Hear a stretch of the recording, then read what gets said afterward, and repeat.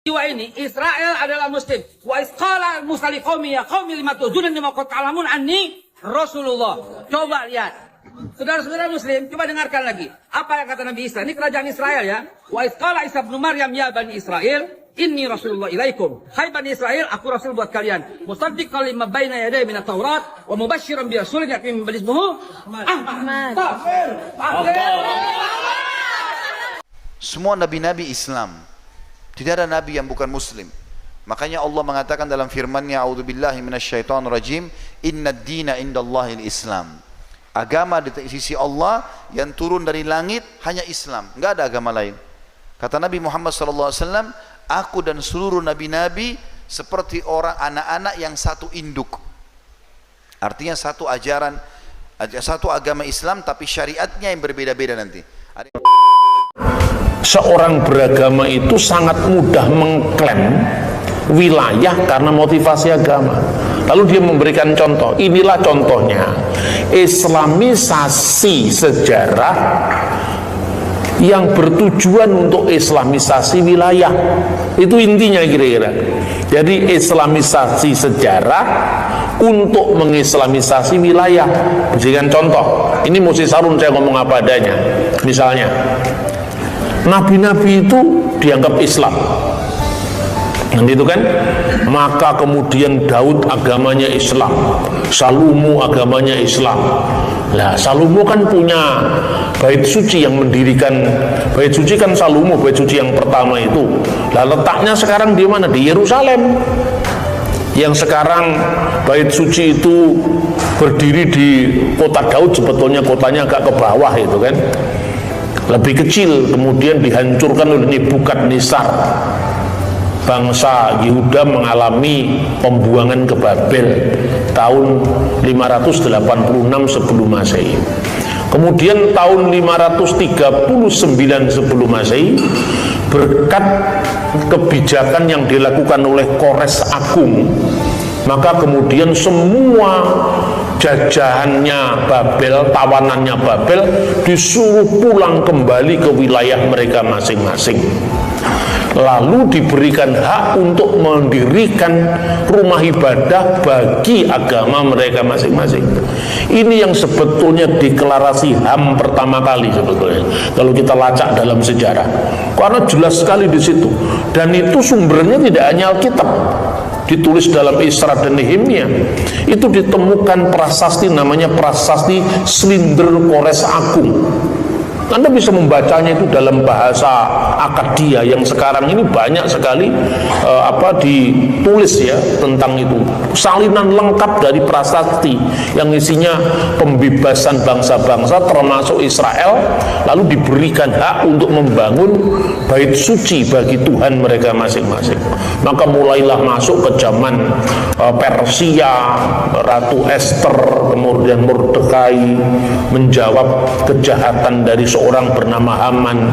Lalu setelah itu dibangunlah bait suci yang kedua zamannya Isra dan Nehemia, ketika bangsa Israel kemudian kembali dijajah oleh Roma.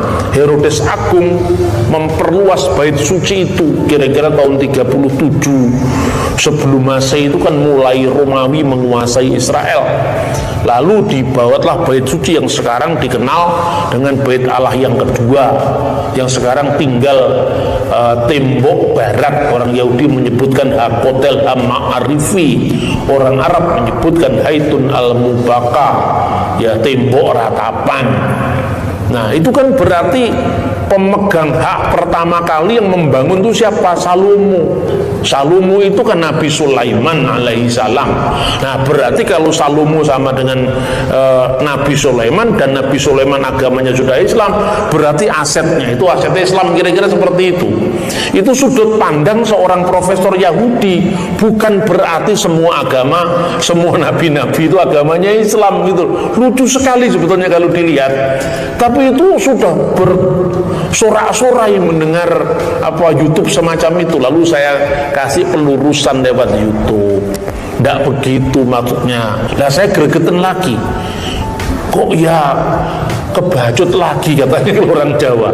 Terus semua tokoh dari abad-abad sebelum Masehi agamanya Islam itu ketemu pirang perkara itu. Bingung saya. Lalu saya tunjukkan bagaimana menjelaskan orang yang sudah menjadi mabuk agama ini, apa namanya, korban dari fanatisme agama. Saya jelaskan gini ya. Karena agama-agama itu tidak pernah lahir di ruang hampa. Pasti agama-agama itu kan dicatat oleh sejarah. Jadi misalnya pernah ada agama namanya Hindu misalnya, ya kan? Ada agama namanya Hindu. Hindu itu sudah muncul kira-kira tahun 1000 sebelum Masehi. Apakah ada catatan memang ada komunitas agama yang namanya Hindu? Lah ternyata ada, namanya Prasasti Behistun. Itu kira-kira abad ke-5 sebelum Masehi. Dalam prasasti itu disebutkan ungkapan Hidusaka, Haumasaka. Hidusaka atau Hodu kalau bahasa Ibrani. Itu ada prasastinya. Lalu ada agama namanya Buddha. Benarkah ada agama namanya Buddha? Oh, ditemukan kira-kira abad ke-3 sebelum Masehi. Prasastinya di mana? Prasasti makam dari Darius Agung. Itu ada ungkapan Sakyamuni, Buddha, Dhamma, itu muncul di situ. Nah, ternyata memang agama Buddha dibuktikan oleh sejarah. Kristiani, agama Kristen, ya, misalnya disebut-sebut dalam tulisan sejarawan Yunani, seorang satiris Yunani misalnya, atau disebutkan dalam tulisan seorang senator Roma sekaligus sejarawan Roma yang namanya misalnya Cornelius Tacitus, yang menyebut orang-orang Kristiani pengikut Yesus yang disebut Kristus. Ada lagi sebutan Nosrim, Nasrani, yang artinya pengikut Yesus orang Nazaret, disebutkan dalam Alkitab Kisah Rasul pasal 24 ayat 5, tapi juga disebutkan dalam dokumen Yahudi yang namanya Birkat Haminim.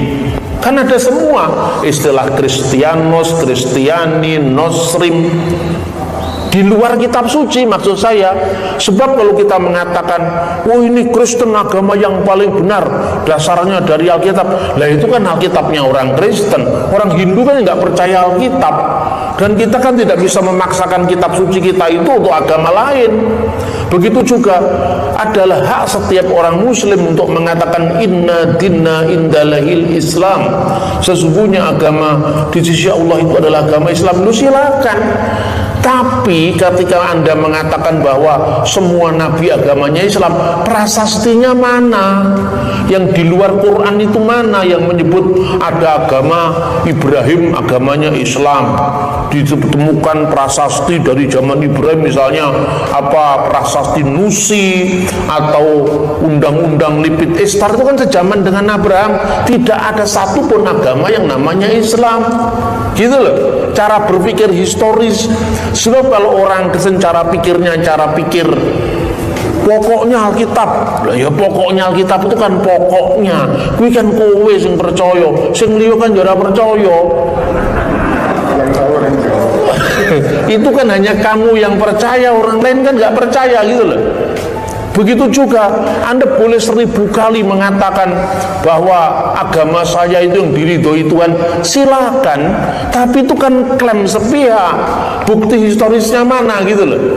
Nah, itu kira-kira pentingnya memahami tantangan kita di masyarakat majemuk. Kalau saya hanya membuktikan bahwa ketika saya percaya orang Kristen Yesus itu disalib, saya dengan lantang berani berkata, sudah kamu tutup Alkitab itu Yesus pasti disalib. Kalau sekedar mencari fakta sejarah, ngapain kita harus membanding-bandingkan kitab suci kita dengan kitab suci orang lain? Sama-sama kepercayaan. Bagi yang percaya, monggo. Bagi yang tidak percaya, lah itu kan bukan berarti bagi dia. Makanya saya membuktikan Yesus disalib. Itu tulisannya Cornelius Tacitus. Itu tulisannya Flavius Josephus. Josephus itu orang Yahudi, bukan orang Kristen. Cornelius Tacitus itu orang Roma, bukan orang Kristen.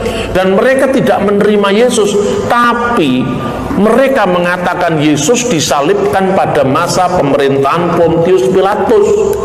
Baru di abad ketiga itu pengembangan dari sekte Gnostik namanya Basilides, muncul teori yang disalibkan itu bukan Yesus tapi Simon dari Kirene. Itu baru abad ketiga. Nah, kalau baru abad ketiga dari peristiwa, berarti kan lebih dari 270 tahun setelah peristiwa. Nah, secara historis tidak ada artinya. Diponegoro itu matinya di Sulawesi, ya kan? Kemudian fakta sejarahnya ada. Pertama, sumber primer. Diponegoro sebelum wafat itu menulis namanya Babat Diponegoro yang ditulis di Manado. Ada bukti lagi, komunitas Jawa Tondanu, yaitu murid-muridnya Kiai Mojo. Sekarang masih ada Jaton di Tondanu kok pakai bahasa Jawa. Itu karena memang keturunannya Kiai Mojo. Itu kan bukti sejarah, sumber primer, sumber sejaman, kan begitu kan. Nah, nanti kemudian 300 tahun kemudian ada orang mengatakan dia menerima wangsit dari dunia gaib bahwa Diponegoro itu matinya di Madura misalnya. Loh, ini apa punya nilai sejarah? Tapi saya tidak pernah mau ngurusi agama orang. Saya hanya ingin membangun kepercayaan kepada orang Kristen bahwa imanmu itu bukan sekedar klaim secara sepihak.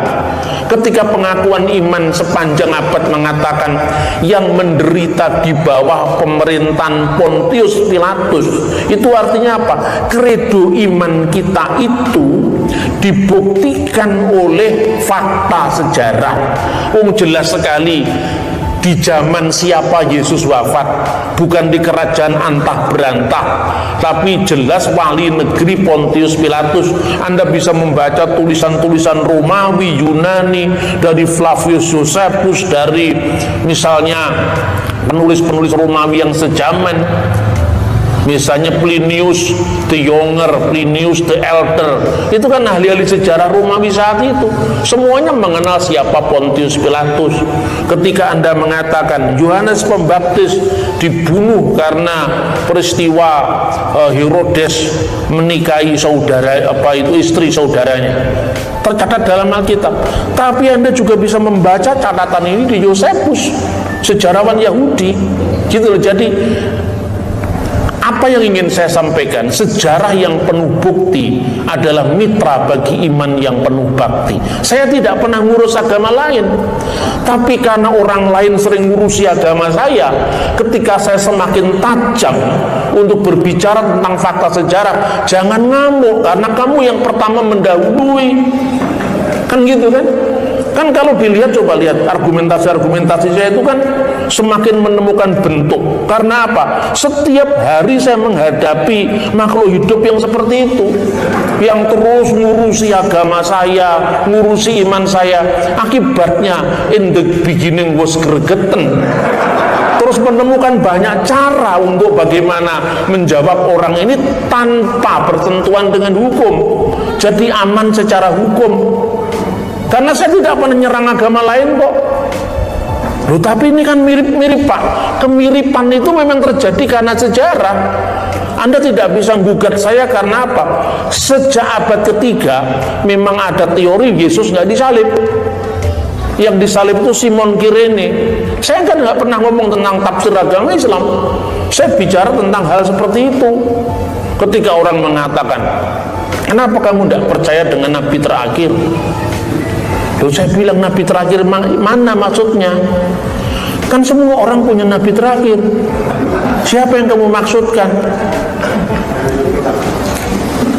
Itu Pak Yosef Smith, lah itu makanya Yosef Smith kan nabi terakhir, ini paling akhir karena baru abad 19. Umatnya pun disebut apa?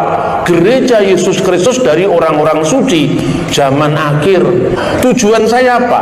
Tujuan saya supaya orang tidak mengklaim salah satu agama dijadikan mengukur agama orang lain. Saya menghormati setiap orang Islam dan nabi terakhir dan Nabi Muhammad, tapi hormatilah juga kepada orang Kristen bahwa yang terakhir itu Yesus Kristus, tidak ada akhir lagi. Bahwa Yosef Smith mengaku diri setelah Yesus, yaitu di luar gereja yang sebenarnya, itu gereja-gerejaan Mormon itu. Makanya ada nyanyian itu saya tambahi itu, ku tak pandang dari gereja mana, asal bukan Mormon saksi Yehova, kan gitu kan. Nah, karena memang itu sudah di luar pagar, tapi dia punya hak hidup di negeri ini, tidak perlu kita urusi, karena sudah menegaskan saya Mormon Pak, nabi saya Joseph Smith, ya sudah, jalani saja, kan sudah kan. Kecuali kalau Anda GBI dengan Joseph Smith harus dipecat dari gereja, bener tidak? Jadi kalau Anda GBI atau Anda GPIB mengaku Nabi Yosef Smith adalah nabi terakhir, itu nggak boleh. Jadi kita tidak boleh mengganggu yang lain, tapi kita juga tidak kehilangan jati diri iman kita, gitu loh. Nah, terus yang sering sekali disalahpahami itu tentang Tritunggal. Kesalahpahaman semacam itu bahkan parah sekali. Terbukti apa? Sampai masuk di buku kurikulum yang kemarin itu, buku kurikulum Pancasila atau apa itu, penulisnya doktor lagi. Berarti artinya apa? Orang setingkat doktor pun tidak peduli dengan orang lain. Sebetulnya apa sih ruginya kita empati terhadap orang lain? Saya orang Kristen, tapi ketika agama Hindu disalahpahami, saya bisa membela teman saya yang Hindu sekalipun saya tidak beragama Hindu. Misalnya ya, ketika orang mengatakan agama Hindu percaya Trimurti, Brahma dewa pencipta, Wisnu dewa pemelihara, Siwa dewa perusak. Lah ini saya koreksi ya, bahasa Sanskrit untuk pralina itu artinya bukan perusak, itu salah, bukan destroyer.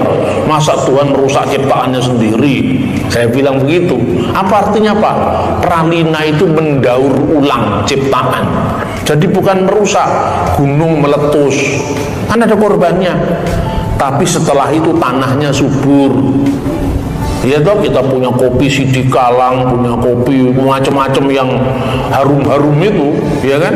Tidak kalah kita dengan Brasil atau dengan Turki kan, yang jenis kopinya, gitu loh kira-kira. Saya tidak menjadi Hindu, tetapi saya memberikan pelurusan bahwa Hindu tidak seperti itu.